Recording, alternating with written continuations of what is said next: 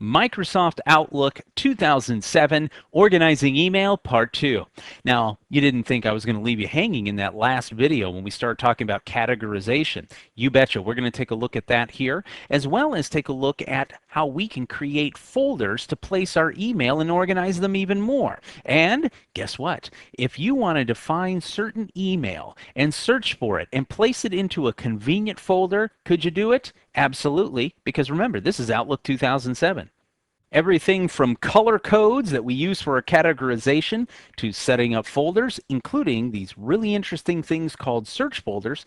Finally getting to archiving, this video is going to be great because it's going to finalize all of your organization skills that you need in order to be good at utilizing Outlook. So we'll go ahead and open up our Outlook 2007.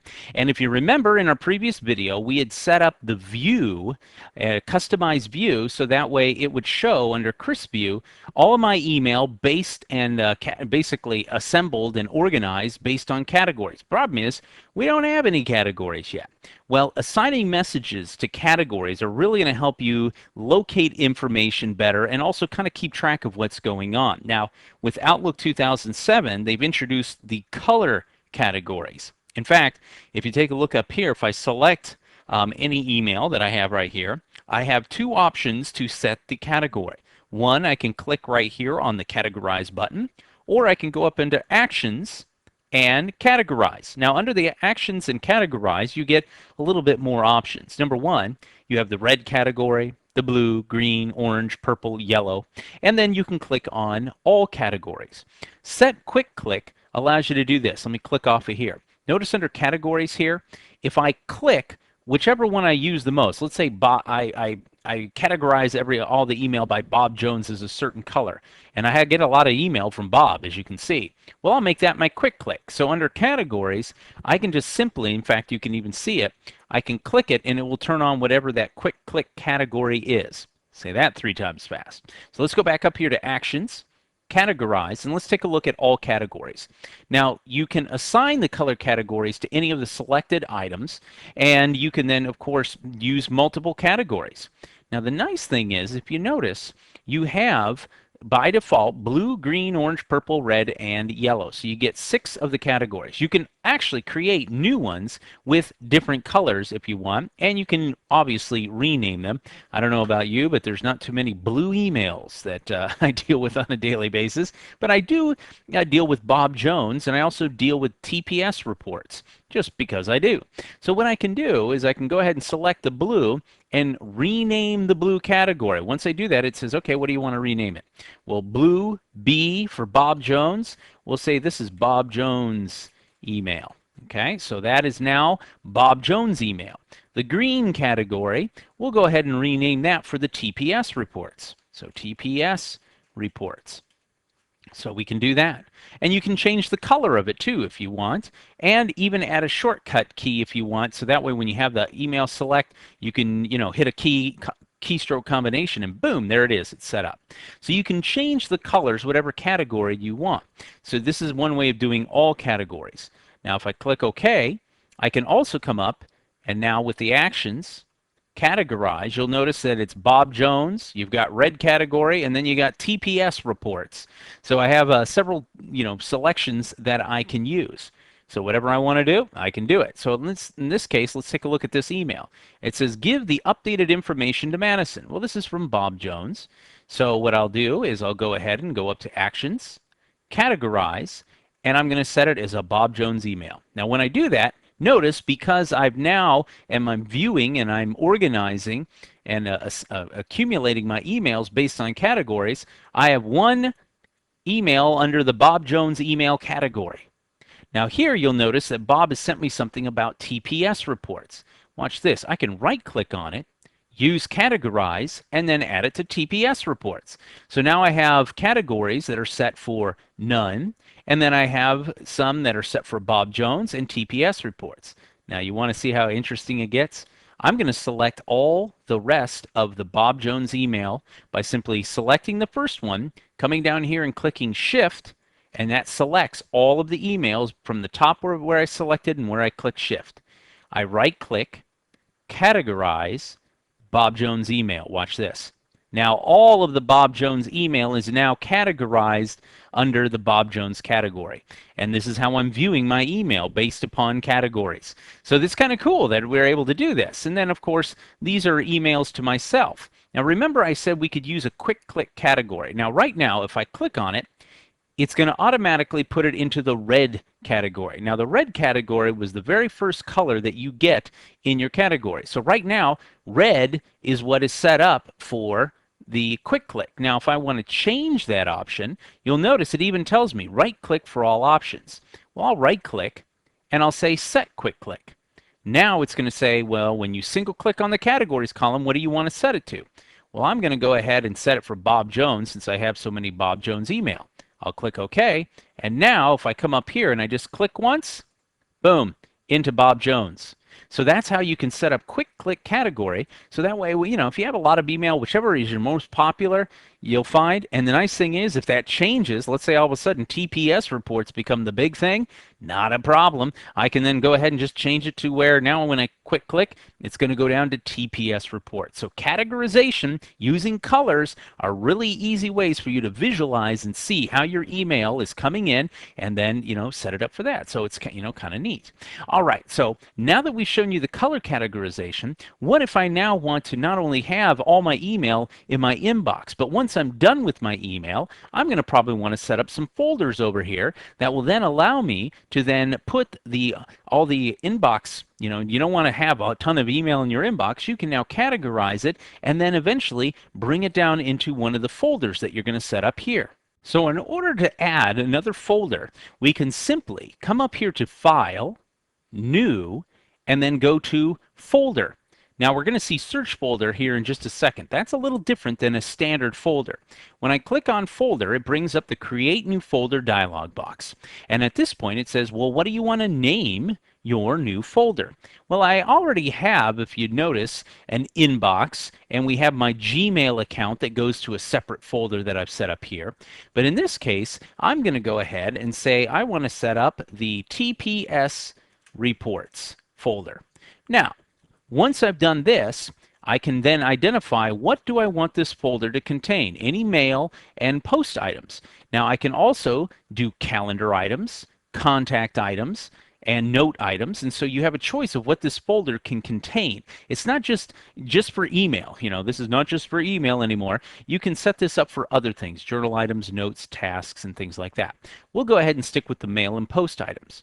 Now, where do you want this folder to be? Now, by default, if I just select on the mailbox, the folder will then appear down here under calendar, contacts, deleted items, and because it's TPS reports and it's a T, it'll more than likely show up right here underneath the tasks. So let's see if that works. So I click the mailbox, Chris Ward, I click OK, and we scroll down and there it is. TPS reports is now set up and ready to go.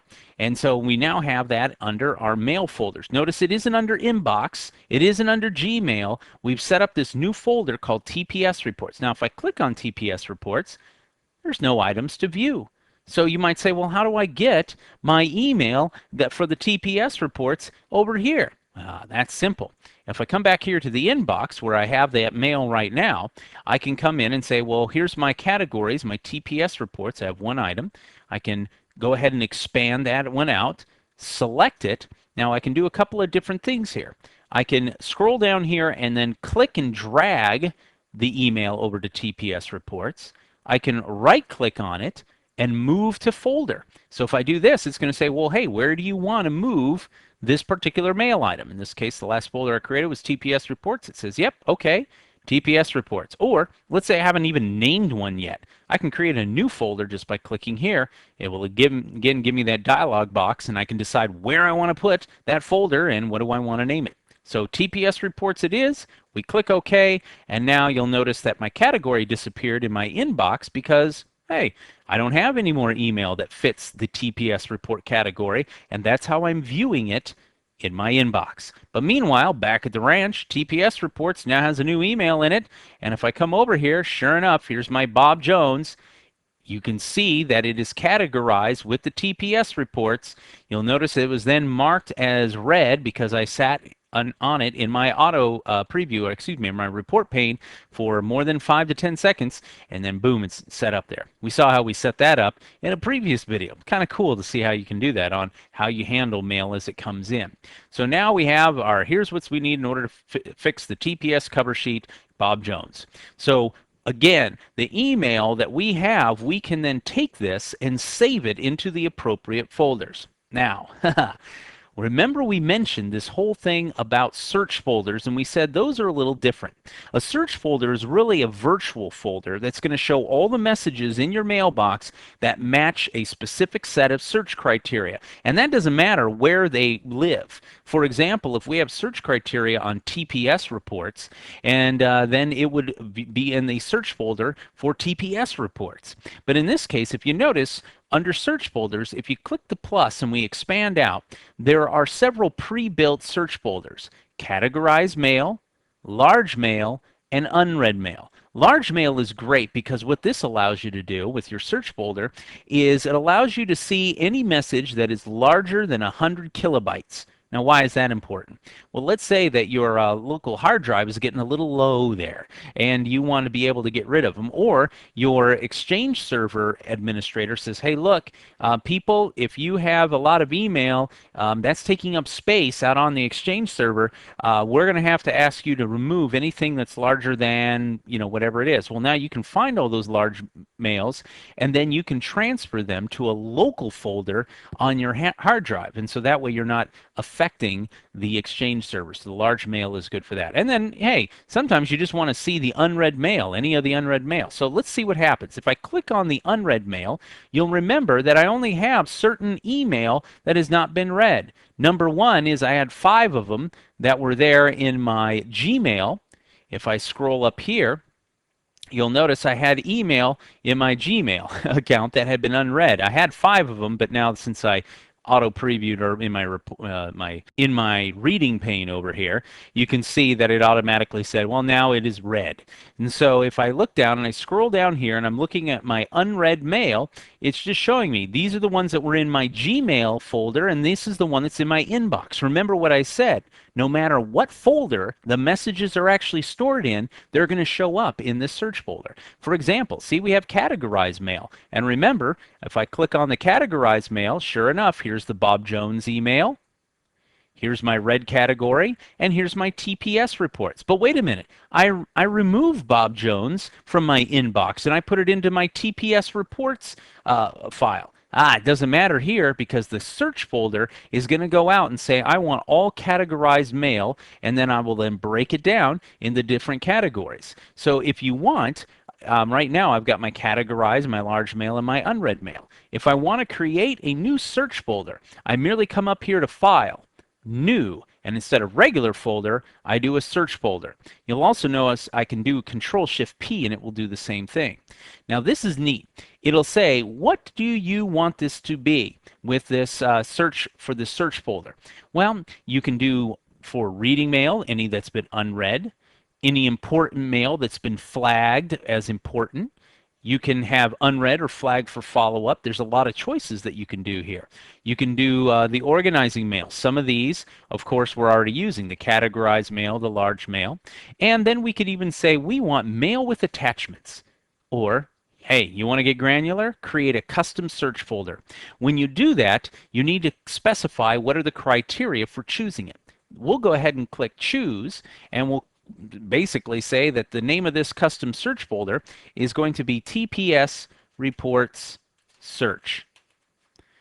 Now we're going to go ahead and say, what is the criteria? Well, guess what that's going to take us to? Another dialog box, and this is going to look very familiar because this is the ability for us to search for TPS.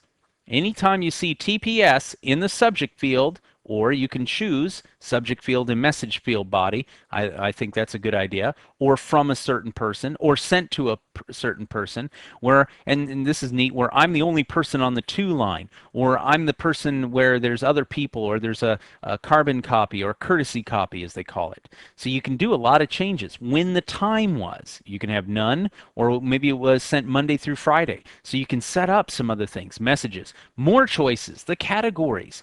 Only items that are or unread. So the sky's the limit on the many different things that you can choose for this search folder. And then even more advanced, that you can define the fields themselves, the condition, and the value.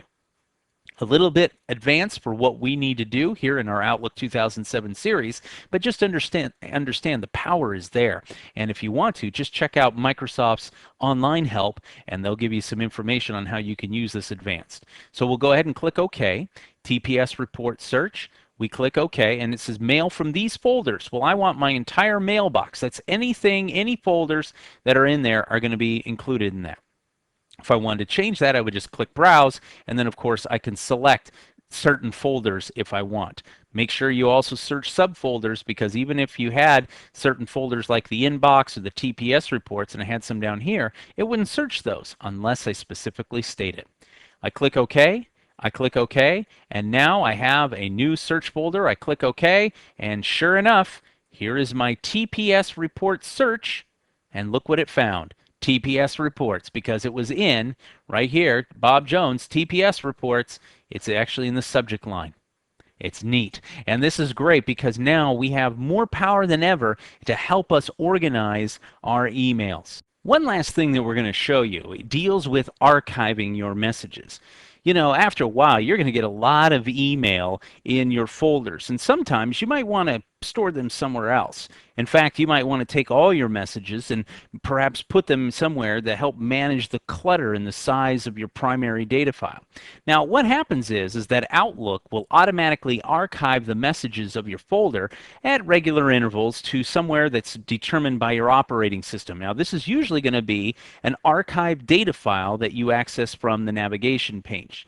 Now, what do you do to change this? Well, you can go up to Tools, under Options, and when you'll see is that not only do you have all your email and your settings and things like this, you'll notice that all you need to do is go under the options, go to Other. And under Other, we talked about the Outlook panes. Here's your auto archive settings. Now this is going to be nice because it will allow you to delete any items, move them to a file, or just delete anything that's expired, which is sometimes good. When I click on the auto archive, it says, all right, when do you want to run auto archive? Remember, we said it's turned on by default, and it's going to run every 14 days. Now it will tell you though, and it'll pop up a little message saying, hey, it's been 14 days, you haven't archived. What do you want to do? Do you want to go ahead and do this automatically, schedule it, make some changes? Now notice what it's going to set us up. It's going to delete any expired items. So this is typically for things like certain emails or tasks that have expired, calendar things like that. You can also archive or delete old items, show archive folder in a folder list, and of course this is that archive folder that we mentioned. And then the default folder settings are going to be any items that are 6 months or older are going to be what? Deleted? No, you can move the old items, and this is what they're talking about when it says it actually moves it to a place that your operating system has.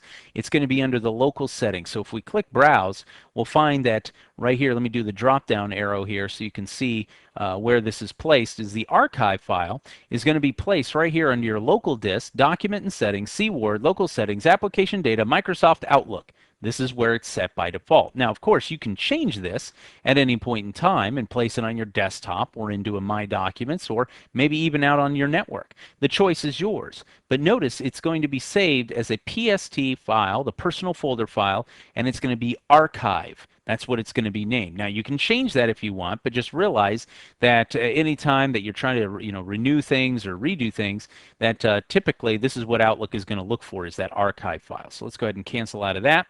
And then you can, once you get all these settings in place, you can go ahead and apply the settings to all the folders. Now, this is nice. However, the network administrator can set retention policies. Now in our case, we're running off of a Microsoft Exchange server that we had set up, and this is not an Exchange class, but just so you understand, in Exchange you can set, as an administrator, the retention set for your email. In fact, one of the companies I work for, they set it to where they will not save email longer than 90 days. So if you're in your inbox on your Exchange server, if you've got email that's 90 days or older, it's deleted. So if you want to save that, that's why you want to run auto archive and to make sure that it moves your email to a personal folder onto your desktop or onto a network share, so that way you don't lose any of those emails or calendars or contacts or any of that stuff. So that's really important. So we'll go ahead and click OK. The auto archive is set. We click OK, and so now anytime we need to do that. Now you might say to yourself, well, what if I don't want to wait, 14 days in order for us to auto archive? Here's what you got to do. All you need to do is come up to File and then click on Archive. And then it will go ahead and archive the folder and all subfolders. Or you can do this because you can make different settings. Remember how we saw that for each one of these folders on what you want to do. And then archive items older than this particular age, which is going to be the amount of time. And include items with do not auto archive checked. Well, wait a minute, that sounds kind of silly. Well, some of the things you can set so you do not have to archive it. Look, here's our archive file. Told you, same place, into those local settings under Microsoft and Office, and then it's going to be set up for Outlook. So if all we have to do is click OK, and it's now archiving and saving all the information that is in these folders, and it's going to place it. And you got it. Look down here. Here is our archive folders all set up. If I click on the plus item, you can see the deleted items. There's my inbox, my outbox, my sent items. It's going and doing all this and setting it up. It's great. Here's my inbox. Here's my Gmail. So you're going to be set up and ready to go. Journal, junk mail, notes, and yes, even TPS reports. So all the information that you have, your RS feeds, all your stuff is going to be archived and saved for you. So not only can you organize things with folders, you can archive them into a backup copy and also place those into folders that are available to you, and you can renew anything that you need to. Some vital things if you're an organized person when dealing with your email. Number one, how can we color code and categorize email to make it easier to access and to really find out where something is? And then once we're done with it, we don't want to keep everything in our inbox for forever, even with color codes and categorization. And that's why we're going to create some folders that we can then place our email and organize it even better. In fact, if you take any of your famous organization classes, they'll even set up certain folder structures. Not a problem. Follow it and do it here in Outlook. And then there's the search folders, which are different. No matter what folder an email is, if it fits the criteria, you can then place those or find those emails in these search folders that you've set up. Now, you're given a few already, but you can customize them as we saw here. And then finally, we took a look at auto archive and how every 14 days by default, it's going to go out and say, hey, do you want to save things? You want to delete things? You want to get rid of some stuff? That's a good thing to do. But hey, maybe I don't want it to be 14 days. How do you change those settings? We showed you how. I hope this has been informative for you, and I'd like to thank you for viewing.